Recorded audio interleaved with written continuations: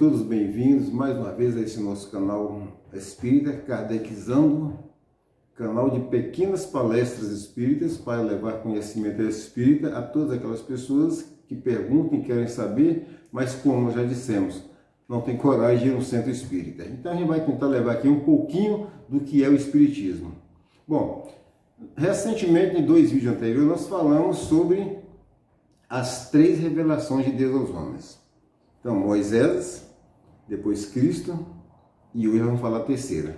Mas antes de adentrar na terceira, eu quero pedir a todos os irmãos, mais uma vez, que se inscrevam no canal, deem aquele like, aperte o sininho e aquela opção todas, para vocês continuarem recebendo os novos vídeos que a gente for publicando aí no nosso YouTube, né? Então é o seguinte, é muito importante que todo esse conhecimento, tudo que a gente vai divulgando aqui, comece a chegar às pessoas. Porque o Espiritismo, eu já disse, ele não é nosso, não é dos espíritas, ele é da humanidade. Ele vem de Deus, é para toda a humanidade. Então, como primeira revelação de Deus, nós falamos sobre Moisés. Nós separamos a lei de Deus propriamente dita e a lei de Moisés. A lei de Deus, primeira revelação, chama-se os 10 mandamentos. As leis de Moisés, depois, foram aquelas leis civis para nortear o convívio social daquele povo judeu com o qual ele perambulava no deserto ali por mais de 40 anos. Isso é uma coisa. Eram leis duras, rigorosíssimas, né? Muito semelhantes, como já dissemos, às leis de Hammurabi, do Código de Hammurabi, onde tinha aquela lei de talião, olho por olho, dente por dente. Lembrem disso. Então, isso é lei civil, lei humana de Moisés. Numa próxima oportunidade, nós vamos falar sobre elas também. Depois chegou o Cristo. Aí com Jesus Cristo vem o que nós chamamos a segunda revelação. O Cristo, logo que chegou, ele disse, eu não vim destruir a lei, mas vim dar cumprimento. Lembra que nós falamos isso? Mas só para lembrar, para relembrar, Jesus não veio destruir a lei, isto é, a lei de Deus. Veio cumpri-la, isto é, desenvolvê-la, dar-lhe verdadeiro sentido e adaptá-la ao grau de adiantamento moral dos homens. Por isso é que se nos depara nessa lei o princípio dos deveres para com Deus e para com o próximo, base da sua doutrina. Então, o Evangelho de Jesus, a revelação, sempre nós falamos dessa forma, vontade de Deus para todos nós, traz ali os nossos deveres para com os homens e para os nossos irmãos e para com Deus. Então, Jesus não destruiu os 10 mandamentos. Ele manteve os 10 mandamentos lá, e tudo que falava, toda a sua doutrina de amor, ela se equalizava, vamos assim dizer, ela está assim, em perfeita consonância com os 10 mandamentos. Porque os 10 mandamentos, ele também é amor para quem sabe ler. Para quem tem olhos de ler, olhos de ver e ouvidos de ouvir e coração para sentir, os 10 mandamentos também representam amor de Deus para todos os seus filhos na terra. O Evangelho do nosso Senhor Jesus Cristo, por sua vez, que é a segunda revelação, já o dissemos, ele veio mostrar, estender aquela forma, porque em princípio Deus lançou 10 mandamentos só, e que se aplicam em nós até hoje. Depois o Cristo veio tornar isso mais extenso, mais amplo, principalmente porque decorrido ali mais de 1000 anos, depois da morte de Moisés, quando o Cristo chegou, os seres humanos daquela época, os judeus, já tinham esquecido essa questão de 10 mandamentos. Era só aquelas leis rigorosas, cruéis e perversas mesmo que era aplicada, né? Então Jesus era o momento de chegar e trazer para todo mundo aqui a lei de Deus, o que Deus queria realmente, que não estava nos 10 mandamentos, mas era o que ele queria. Isso aqui, ó, amar a Deus acima de todas as coisas e o próximo como a si mesmo. E o Cristo acrescentou, isso aí estão toda a lei e todos os profetas. Então, enquanto o povo perdia tempo com leis, com profecias, com isso e com aquilo, esquecia do básico, do amor. O amor a Deus sobre todas as coisas e ao próximo como a si mesmo. Gente, prestem bem atenção. Será que quem conseguir, uma pessoa que já consiga viver, já sentir isso aqui, certo? Não está cumprindo a lei de Deus só porque ele é espírita? Eu falo isso para os detratores do espiritismo que sempre aparecem por aí. falando coisas da doutrina absurdas sem nenhum conhecimento. Pega uma coisinha e vai falar mal. Então é para ele que eu faço, é para essas pessoas que eu falo isso aqui. Olha bem, amar a Deus acima de todas as coisas e o próximo como a si mesmo. Isso é toda a lei, todos os profetas. Para começar, o respeito também a todas as denominações religiosas é também amar a Deus sobre todas as coisas, porque cada ser humano na Terra está no patamar que lhe compete estar, está naquele grau de entendimento que lhe compete. Então, você está na doutrina A, na religião A, respeite quem está na B, quem está na C, e quem está na E, respeita.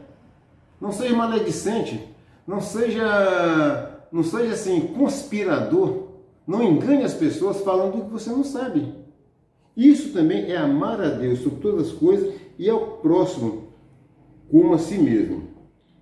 Mas aqui também, continuando aqui no Evangelho, Jesus fala assim: mas o papel de Jesus não foi o de um simples legislador moralista, tendo por exclusiva autoridade a sua palavra.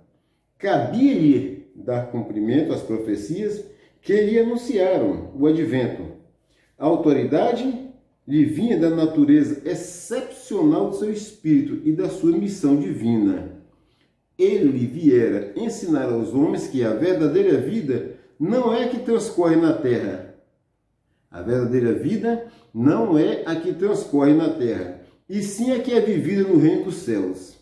Viera ensinar-lhe o caminho que a esse reino conduz, os meios de eles se reconciliarem com Deus. Pontinho, porque tem muito mais coisa para falar aí. Então o Evangelho é um compêndio, são universal, os meios de nós nos reconciliarmos com Deus. Não é seguir à risca as leis de Moisés, não é não. Porque pode ter certeza que um Criador, que no quinto mandamento falou assim, não mateis, tá? Ele não colocaria em outra lei dele permissão para matar, não. Ele não colocaria lá olho por olho, dente por dente, não. Isso é lei civil de Moisés. Mas agora nós estamos falando do Cristo. Então Cristo veio para isso, trouxe o Evangelho, a boa nova para todos nós, estendeu, dilatou, ampliou a primeira lei de Deus, os 10 mandamentos. E antes de partir ele disse que voltaria para o Pai e que nos mandaria um Consolador, que nos faria lembrar tudo o que ele havia dito e muito mais, porque ele tinha muito mais coisa para dizer, mas a gente não ia compreender. Então Cristo sabia a programação que lhe cabia cumprir aqui na Terra, que durou apenas 3 anos. Ele ficou aqui 33, mas o seu ministério para divulgar, para fazer tudo o que fez, foi em apenas 3. Com 33, ele foi assassinado.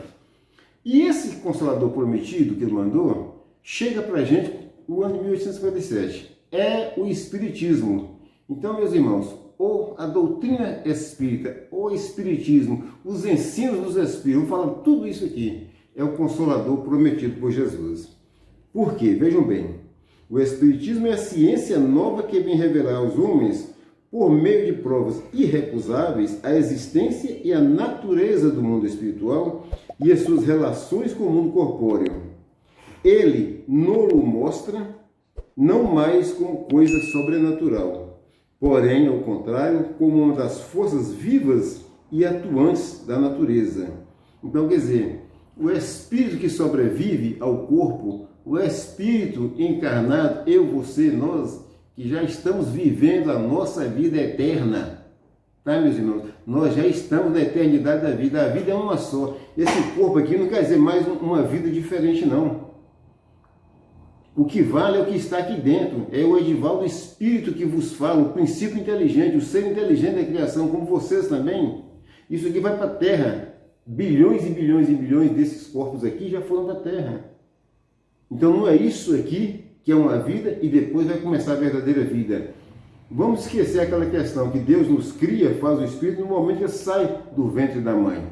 Vai viver sua vida terrena, sua primeira vida, depois a vida eterna. Não, a vida é uma só. E todos nós já estamos vivendo a nossa vida eterna. Ora aqui, ora lá. Quem não quiser acreditar ou que pensar diferente, tem todo o meu respeito. Pode dizer que eu lutarei a exaustão pelo seu direito de pensar assim. Mas este é o meu modo de pensar, é o modo que eu aceitei porque vem dos espíritos superiores. espíritos orientados por Deus para trazer tudo isso aqui no momento certo da humanidade.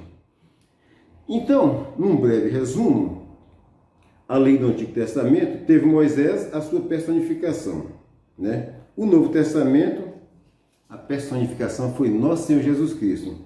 Mas a terceira revelação, que é o Espiritismo, ela não tem uma personalidade, uma personificação. Por quê? Porque ela chegou através do ensino de vários espíritos. Não foi de um encarnado na Terra, seja Moisés ou qual outro qualquer, né? Então, ela não teve nada, ninguém a personificá-la, nenhuma individualidade, porque é fruto do ensino dado não por um homem encarnado, e sim pelos espíritos que são as vozes do céu, em todos os pontos da Terra, com o concurso de uma multidão inumerável de intermediários. Esses intermediários são os médiuns, que estão criticados hoje pela maioria das religiões da Terra. Não sei porquê.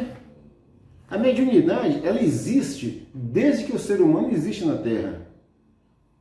Então, quer dizer, alguém aí, recentemente, detratando o Espiritismo, disse que Kardec apenas era um homem inteligente e copiou as coisas e pôs um livro.